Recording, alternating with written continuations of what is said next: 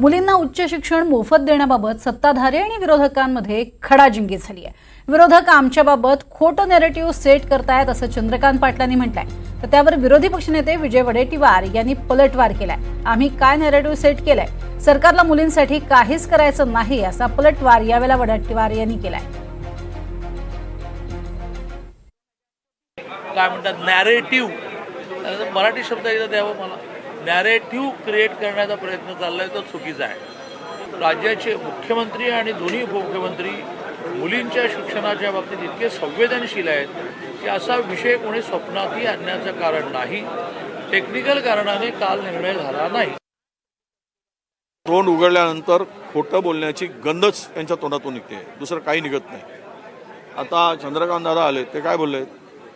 आम्ही महिलांच्या पूर्ण शिक्षणाची मोफत जबाबदारी घेतली काय? काल परवा आता काहीतरी सीएम बोलले ग्रॅज्युएटपर्यंत शिक्षण मोफत दिलं पाहिजे। 12वीपर्यंत ऑलरेडी आहेच। उपकार काय करताय? कोणाकोणामध्ये निर्णय घेताय? छाती ठोकायची आणि सांगायची आणि खोटं बोलून रेटून न्यायचं, हे आतापर्यंत तेच झालं ना।